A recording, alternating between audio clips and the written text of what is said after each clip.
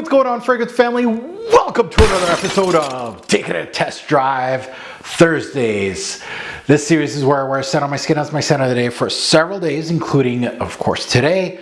And these fragrances are from my personal collection, and it's time to give you my thoughts before it goes into the vault for a full-fledged review.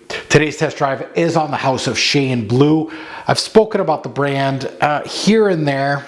It's been a long time since my last full, I think I did a samples back in the day from the brand of Shay in Blue London, but this one right here is my only bottle from the brand, full bottle, or bottle we'll say, and this one called Watermelons from the brand. And watermelon based fragrances, I love the scent of watermelons.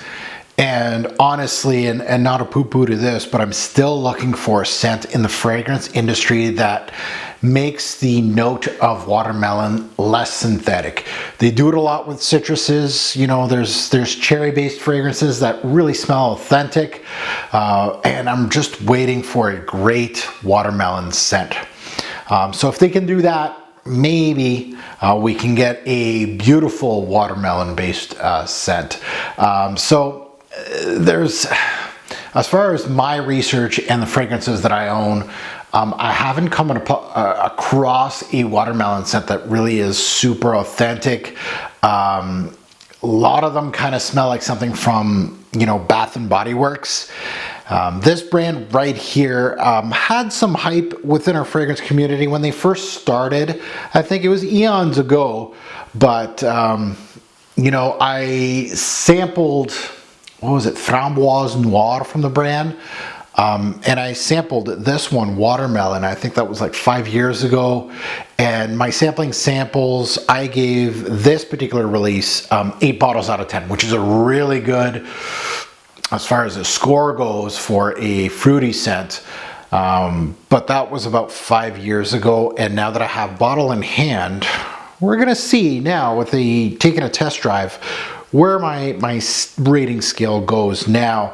Usually I'm pretty bang on with sampling samples, but we'll see.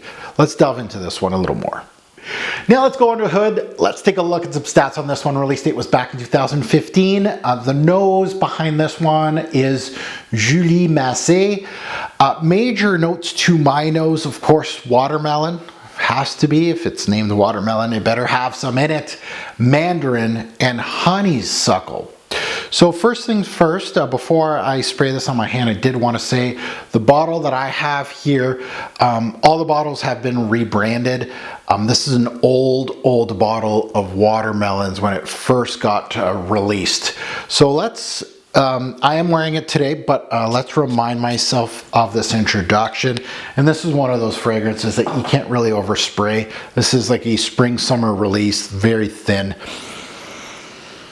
And ooh.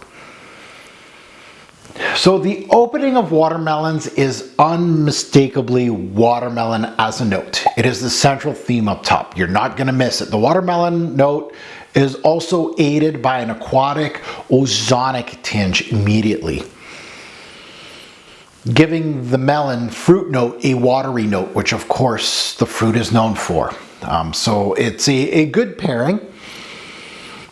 It's a little salty though, and that's one thing that I don't know if I said in sampling samples, but it's a little salty, so it works with the note. But it is interesting how noses try to give off a watery vibe with a watermelon by using this salty aquatic tinge. The watermelon note does fall a little flat on some wearings on the truly authentic vibe that I was actually looking for. Sometimes I'm wearing this and I'm like, this is what I'm asking for, but most of the time it's kind of still falling a little flat. When it does fall flat on my skin, it really comes close to like a Jolly Rancher vibe, but much less sweet, if that makes sense. Like a watermelon Jolly Rancher, like a, you don't have to use Jolly Rancher, but it's basically a candy of some sort that's flavored watermelon. And that's where a lot of these go into that territory. I feel like it's really hard to go truly authentic. Maybe that's in my head, like in my mind, like just my experiences with that note. It just doesn't do it for me. It is a step up of the watermelon note in one of my favorite watermelon scents before I smelt this one was CK1 Summer 2008. CK1 Calvin Klein, they do these summer editions and they're very different from each other year after year. They are going to different fruity openings in the releases. It's actually really good. Like if you can find them for 20 bucks, they're really good just for spray-ons after the shower or something like that, after the gym or something like that in the summer.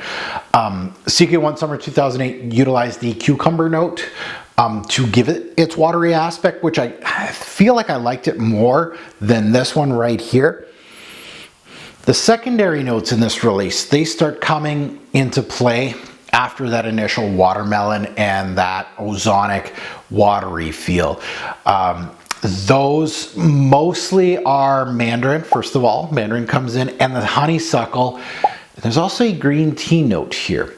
It's fresh, it's light, and these notes give the scent a little green touch, aquatic tinges, of course, and ozonic qualities to the release. The honeysuckle was an excellent floral to choose by the nose to go with the fruity watermelon, and I do applaud the nose for the utilization of it in this release. Yeah, very well balanced. Now in the dry down, the watermelon is losing its punch. The mandarin as well is starting to mellow a little bit, but is much slower to die off. So eventually you're just going to get that mandarin and you just lost your watermelon. Now, the honeysuckle itself is the central theme in this release now, and truly is the backbone of the scent. With the green tea running through it, it stays ozonic throughout the life. It's a bit green here in the dry down, but truly thins out as a scent. So again, not much backbone here. I do like the secondary notes to the watermelon. I feel like the watermelon is probably one of the better ones that I've smelt in my journey, especially in my collection. I'm still looking for something better than this, but this is good enough for now. Now let's get into seasons, day, night versatility, and performance. First of all, seasons, easy. Spring and summer, mostly summer. In the back end of spring too. I feel like, again, these Canadian springs, you still have snow on the ground, everything's melting, but it's still cool. And I feel like this one, especially in the cool weather, like right now, we are in April, and I can tell this thing is just not enough, and we still have snow on the ground here. Day or night, I feel like this is more of a daytime scent, a fun scent, a casual scent to wear around. Versatility, above average. There's nothing here that'll stop you from wearing it. Performance, lacking. I don't know what I said in my sampling samples, but I feel like my bottle here, the longevity, 3 to 5 hours. 5 hours it's running on fumes, and projection was below average. A lot of people can't smell this on me, and throughout my testing, obviously, I still have some more testing to do, especially in the middle of the summer, where this thing is built for. So I'm looking forward to that this summer, and write my notes, and of course for a full-fledged review. So you got to keep it tuned in for that. So watermelons, at the end of the day, is not a step up that I thought I'd be getting with this brand in the watermelon genre. I was truly hoping for a better watermelon scent. It smells synthetic at times, smelled cheaper than the price tag. It reminds me of kind of like a step up of a CK1 Summer Edition, which I do like at the $20 price tag. But again, just for a thrown on scent after the gym or casually wearing. This one a little more expensive than that. This one really reminded me of the CK1 Summer 2008 that utilized melon and cucumber. Of course, the cucumber for that aquatic tinge. This one felt like a small step up from that edition. This is pricier, hence I'm being a little harder on this one than I would be on a Calvin Klein scent. This kind of scent's very close to Bath and Body Works. It's at that, but and at times it did remind me a little bit of that. You know, that some wearings it's good, other wearings it's just at that phase, and I'm just like, I want something better. However, if you do love watermelons as a note, just like me, and looking for one, I suggest to sniff this one. Sample worthy, of course, yes. Since I haven't really found a scent with watermelons that will knock my socks off. Back to the drawing board for me for the note, but if you are watching this and you know of a few great watermelon scents, niche, designer, don't care, put them down below in the comments. I'd love to see what else is out there. As for my 8 out of 10 rating, usually I don't really do this, go back and give it a new rating, but that was 5 years ago.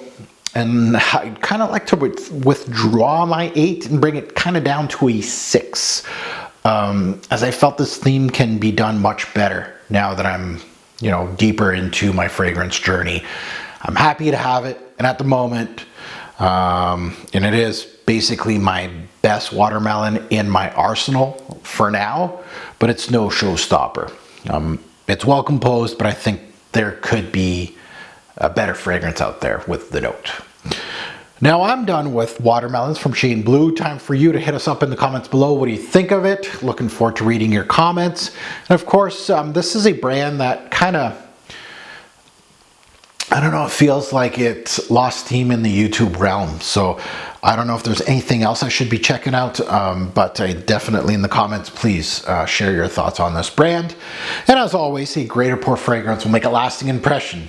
Choose your watermelon-based fragrance wisely. Thanks for watching, YouTube. Have a good one.